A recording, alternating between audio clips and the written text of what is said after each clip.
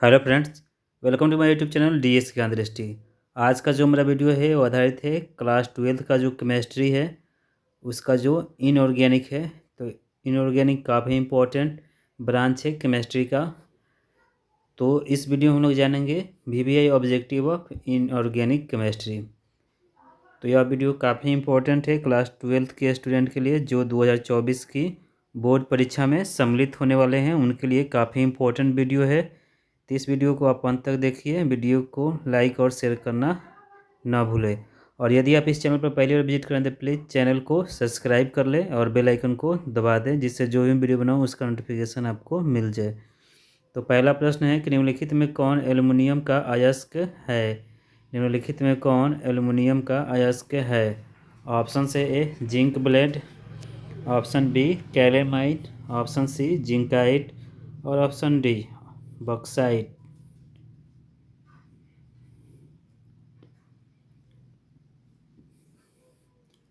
तो प्रश्न संख्या जो एक है, निम्नलिखित में कौन एल्युमिनियम का अयस्क है। तो इसका सही जवाब हो जाएगा ऑप्शन डी बॉक्साइट। और बॉक्साइट के द्वारा ही एल्युमिनियम का निष्कर्षण मुख्यतः किया जाता है, जिसका सूत्र होता है Al2O3 × 2H2O। प्रश्न संख्या 2 है, निम्नलिखित में कौन सा कथन सही है। ऑप्शन से ए सभी अयस्क खनिज होते हैं, ऑप्शन बी सभी खनिज अयस्क होते हैं, ऑप्शन सी सभी क्षार भस्म नहीं है और ऑप्शन डी इनमें सभी।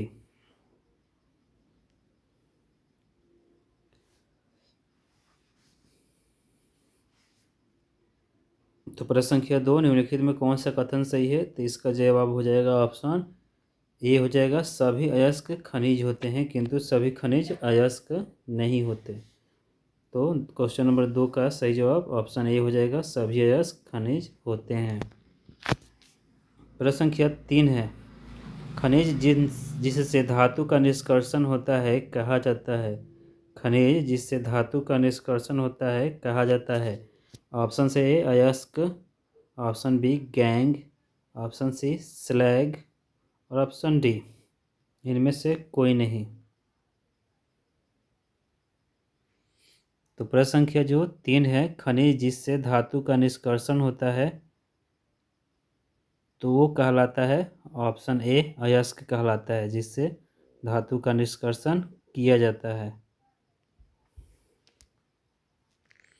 प्रश्न संख्या 4 है, निम्नलिखित में कौन जिंक का अयस्क नहीं है। निम्नलिखित में कौन जिंक का अयस्क नहीं है। ऑप्शन से A zinc blende, option B है कैलेमाइन, ऑप्शन सी है जिंकाइट और ऑप्शन डी है बक्साइट।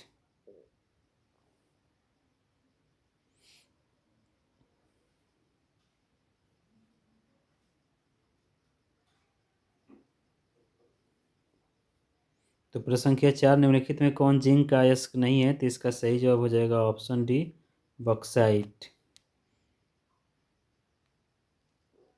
प्रश्न संख्या 5 है कि कॉपर का मुख्य अयस्क है। कॉपर का मुख्य अयस्क है। ऑप्शन से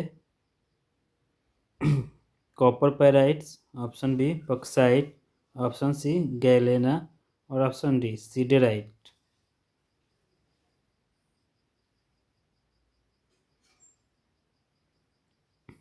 तो प्रश्न संख्या जो 5 है, कॉपर का मुख्य अयस्क है।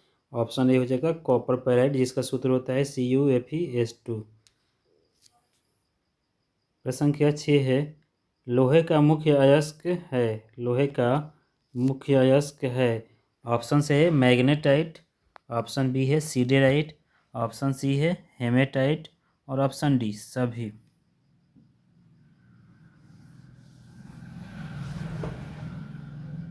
तो प्रश्न संख्या जो 6 है, लोहे का मुख्य अयस्क है, तो इसका सही जवाब हो जाएगा ऑप्शन डी सभी।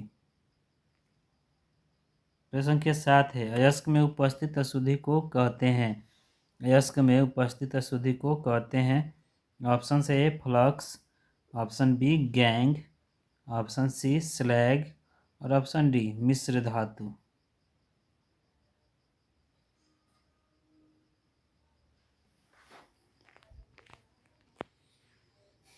तो प्रश्न संख्या 7 अयस्क में उपस्थित अशुद्धि को कहते हैं, तो इसका सही जवाब हो जाएगा ऑप्शन बी गैंग या अधात्री कहते हैं। प्रश्न संख्या 8 है कॉपर पेराइट का सूत्र है, कॉपर पेराइट का सूत्र है, ऑप्शन है ए CuFeS, ऑप्शन बी है CuFeS2, ऑप्शन सी है Cu2S और ऑप्शन डी है Cu2FeS2।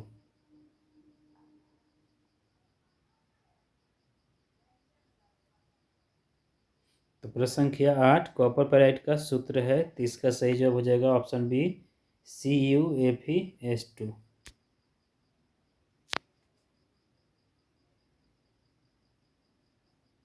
प्रश्न संख्या 9 है कि सल्फाइड अयस्कों का सांद्रण किया जाता है, सल्फाइड अयस्कों का सांद्रण किया जाता है, ऑप्शन से ए फेन उत्प्लावन विधि द्वारा, ऑप्शन बी विद्युत विच्छेदन विधि द्वारा, ऑप्शन सी भर्जन द्वारा और ऑप्शन डी इनमें से कोई नहीं।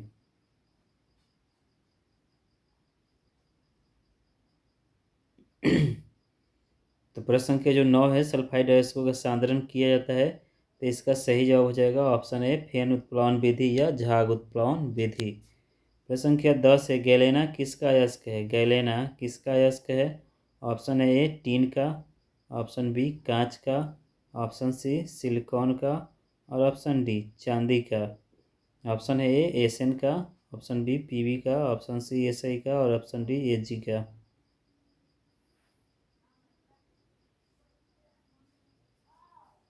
तो जो प्रश्न संख्या 10 है गैलेना किसका अयस्क है, इसका सही जवाब हो जाएगा ऑप्शन बी कांच का, इसका संकेत पीबी होता है, इसका सूत्र होता है पीबीएस।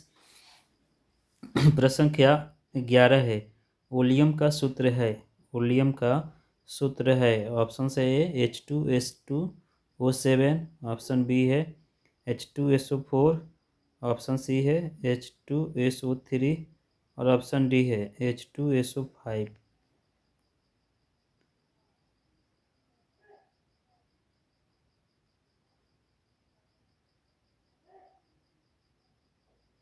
तो प्रश्न संख्या जो 11 है ओलियम का सूत्र है, इसका सही जवाब हो जाएगा ऑप्शन ए H2S2O7 ओलियम का रासायनिक सूत्र होता है।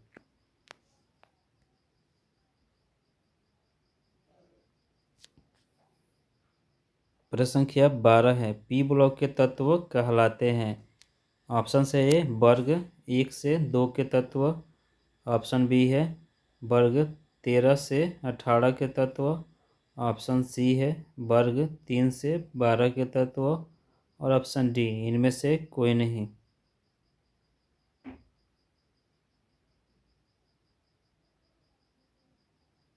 तो प्रश्न संख्या जो 12 है पी ब्लॉक के तत्व कहलाते हैं, तो इसका सही जवाब हो जाएगा ऑप्शन बी वर्ग 13 से लेकर वर्ग 18 के तत्व, क्योंकि इनका जो अंतिम इलेक्ट्रॉन भरता है वो पी सब सेल में भरता है, इसी कारण वर्ग 13 से लेकर वर्ग 18 के जो तत्व होते हैं उन्हें पी ब्लॉक के तत्व भी कहा जाता है। प्रश्न संख्या 13 है ऑक्सीजन किस ब्लॉक का तत्व है, ऑक्सीजन किस ब्लॉक का तत्व है, ऑप्शन से ए पी ब्लॉक का, ऑप्शन बी एस ब्लॉक का, ऑप्शन सी डी ब्लॉक का और ऑप्शन डी इनमें से कोई नहीं।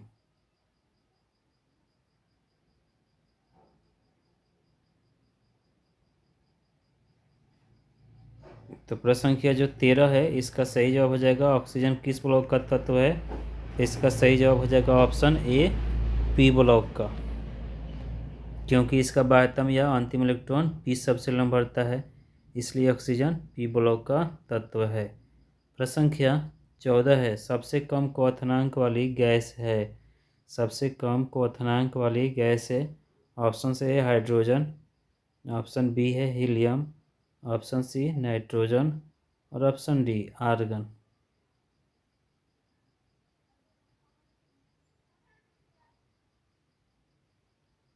तो प्रश्न संख्या जो 14 है सबसे कम क्वथनांक वाली गैस है, तो इसका सही जवाब हो जाएगा ऑप्शन बी हीलियम।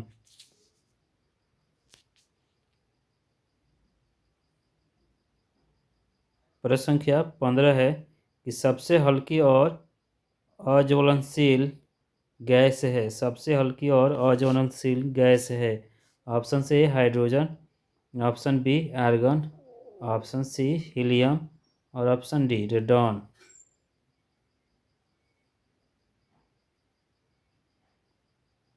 तो प्रश्न संख्या जो 15 है, सबसे हल्की और अज्वलनशील गैस है, तो इसका सही जवाब हो जाएगा ऑप्शन ए हाइड्रोजन। प्रश्न संख्या 16 है, किस ग्रुप के तत्वों को संक्रमण तत्व कहा जाता है?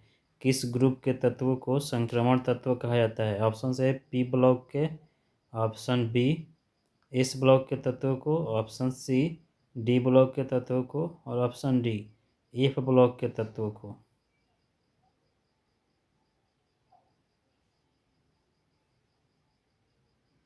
तो प्रश्न संख्या जो 16 है, किस ग्रुप के तत्वों को संक्रमण तत्व कहा जाता है? तो इसका सही जवाब हो जाएगा ऑप्शन सी डी ब्लॉक या डी ग्रुप के जो तत्व होते हैं उन्हें हम संक्रमण तत्व कहते हैं, क्योंकि इनका जो डी ऑर्बिटल होता है वह अपूर्ण या रिक्त या खाली होने के कारण से हम संक्रमण तत्व कहते हैं। प्रश्न संख्या 17 है कि निम्नलिखित में कौन सा तत्व एकरूपता प्रदर्शित करते हैं? निम्नलिखित में कौन से तत्व एकरूपता प्रदर्शित करते हैं?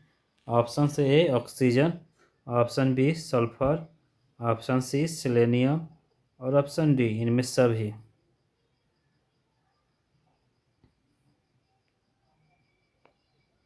तो प्रश्न संख्या जो 17 है, निम्नलिखित में कौन सा तत्व एकरूपता प्रदर्शित करता है? तो इसका सही जवाब हो जाएगा ऑप्शन डी इनमें सभी एकरूपता प्रदर्शित करने वाले तत्व हैं ऑक्सीजन, सल्फर और सेलेनियम।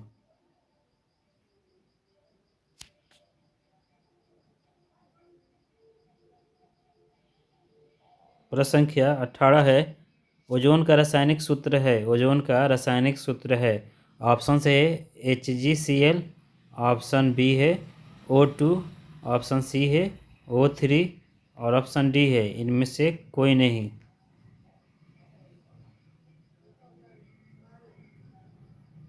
तो प्रश्न संख्या जो 18 है, ओजोन का रासायनिक सूत्र है, तो इसका सही जवाब हो जाएगा ऑप्शन सी O3 होता है ओजोन का रासायनिक सूत्र, जबकि O2 होता है ऑक्सीजन का और AgCl होता है मर्क्यूरिक क्लोराइड का।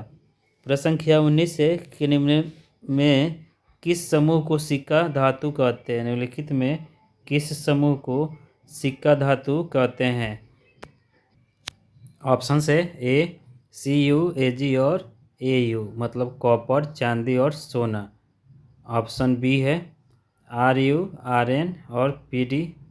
ऑप्शन सी है Fe, Co और निकेल और ऑप्शन डी है OI और Pt।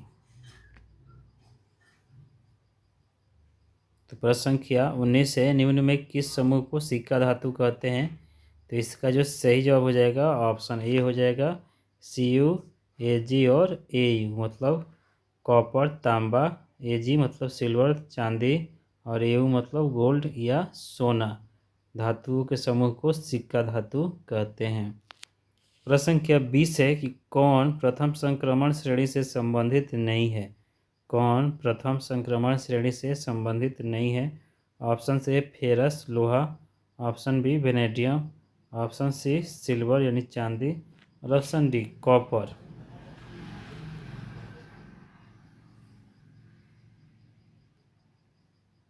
तो प्रश्न संख्या जो 20 है कि कौन प्रथम संक्रमण श्रेणी से संबंधित नहीं है, तो इसका जो सही जवाब हो जाएगा ऑप्शन सी हो जाएगा Ag, जिसको सिल्वर या चांदी भी कहते हैं। ये ऐसा तत्व है जो प्रथम संक्रमण श्रेणी का तत्व नहीं है।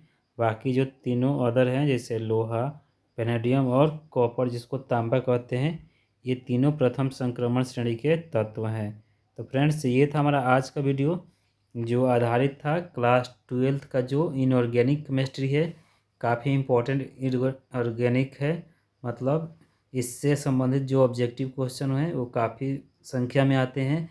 तो यह हमारा वीडियो आधारित था इनऑर्गेनिक के कुछ मोस्ट VVI ऑब्जेक्टिव क्वेश्चन और उसके आंसर पर, जो काफ़ी इम्पोर्टेंट है क्लास 12 के सभी विद्यार्थियों के लिए जो 2024 की बोर्ड परीक्षा में सम्मिलित होंगे, जो चाहे किसी भी बोर्ड के परीक्षार्थी क्यों न हो।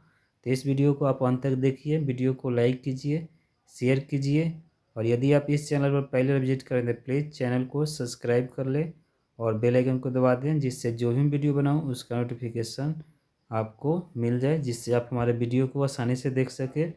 आप हमारे वीडियो को रेगुलर देखते हैं तो आपके जो भी ऑब्जेक्टिव क्वेश्चन है उसका काफ़ी अच्छी तरीके से तैयारी हो जाएगा, और साथ ही सब्जेक्टिव का भी वीडियो आप देख सकते हैं। तो thank you for listening and watching.